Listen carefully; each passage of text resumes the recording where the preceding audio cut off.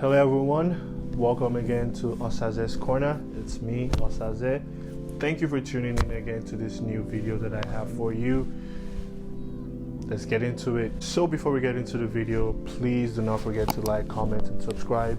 If you're a returning viewer, thank you very much for your support. It's been amazing to see how my tiny channel has been growing a little bit. I still have a long way to go, so if you're new, hit the subscribe, leave a comment, like the videos if you're interested in fragrance content. But anyways, thank you for watching. Let's get into the video. So today I have a fragrance that has probably been one of my most interesting finds of 2021, hands down. One of the best that I can remember, giving me a very euphoric, eye-lighting, my eyes lit up when I first smelled the fragrance. It was a blind buy, 110% successful blind buy, and it sort of opened my nose to a lot of other things that I didn't know that I liked or not, but it was a little bit on the inside. But as soon as I smelled it, sold. I love this fragrance, and that is Etruscan Water from Francesca Bianchi, which is a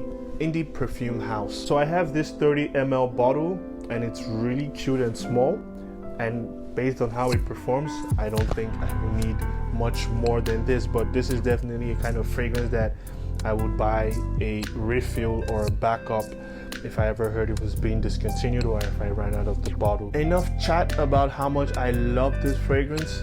Let's get into the scent. First thing first, I don't know if it's only me, but when I sniff the atomizer and when I spray it first time, the vibe that I get in the air, or more especially when I'm smelling it from the atomizer, it has something that reminds me strongly of Roger Dove's Enigma EDP.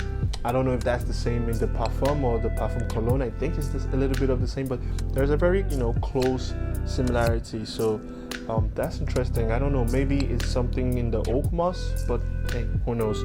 But anyways, let's give this a spray. Look at that. Look at that. Oh, such a beautiful pressure atomizer.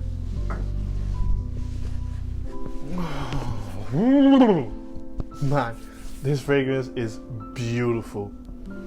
Sweet, green, woody, herbaceous, powdery, citrusy. Again, that thing about Enigma where it gives you a little bit of like a Coca-Cola vibe. I'm not getting Coca-Cola maybe, but I'm getting more like a what's the word? More like a soda fizz vibe. But hey, it doesn't smell anything like Enigma. It is totally different, and let's get into that. So when I spray this fragrance, I get a blast of green herbaceousness.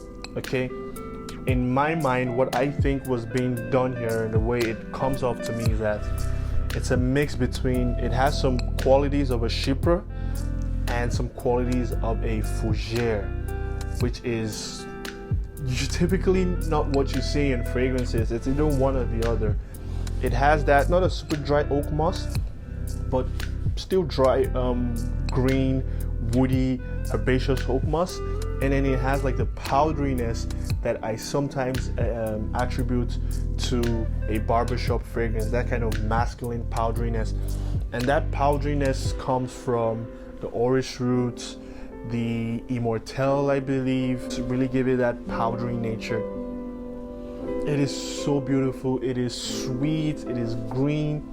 It is a little bit watery. It makes my mouth water.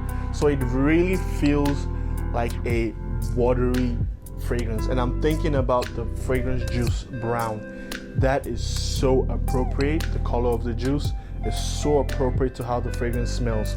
And when I spray the fragrance, like I said, it opens up with a lot of greenness, a bit of citrus in there too, but not like a zesty, sharp citrus, more like a fresh, airy citrus. And it's green, so you have the petitgrain that comes in there, the oak moss, the immortelle, which is also a herbaceous and green.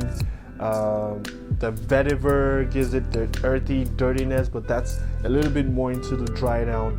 But it opens up with that fresh, sweet citrus. The bergamot is in there too. and it's green, and then that's like the overtone.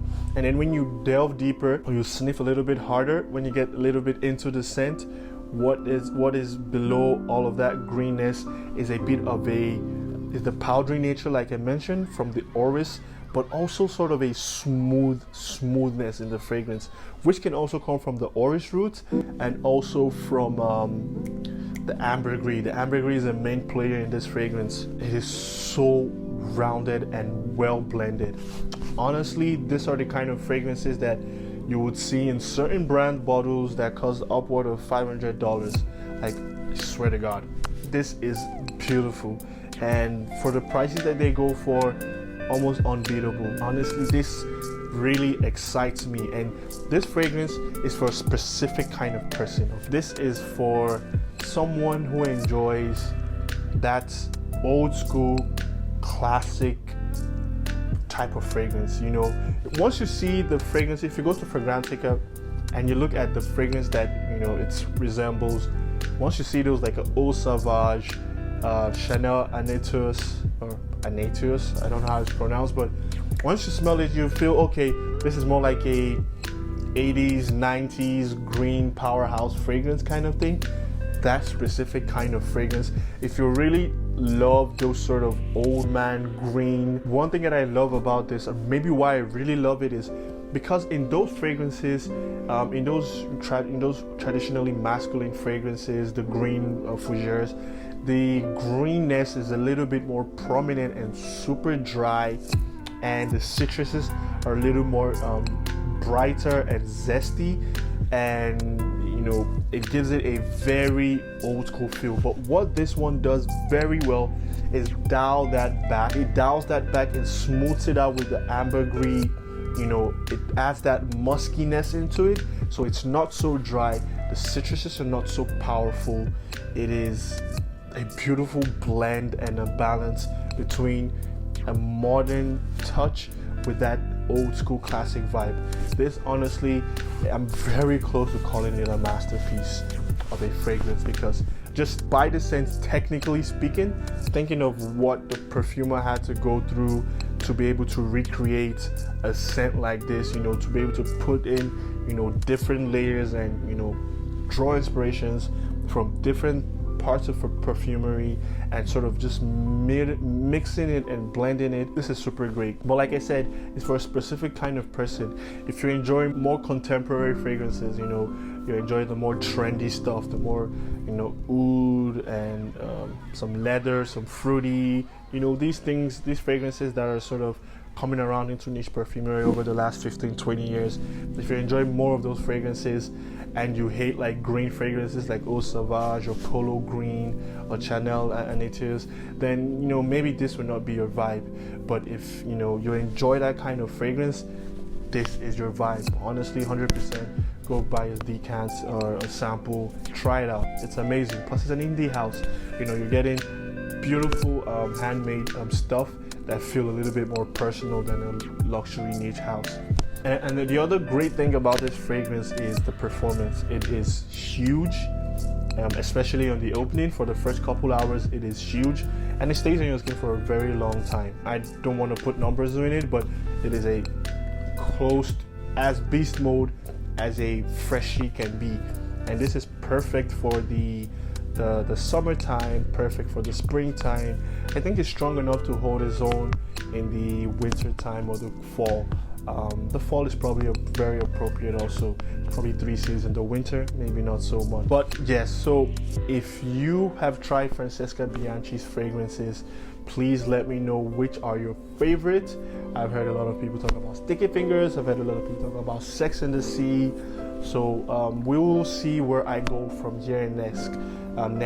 Thank you, Francesca Bianchi, for creating such a wonderful fragrance. It is sort of relit my love for niche perfumery. It's so, every time I smell this fragrance or I spray it on, it gets me up. You know, it has that sort of uplifting effect. But anyways, thank you for watching the video. Again, do not forget to like, comment, and subscribe below. Bless, stay safe. Bye.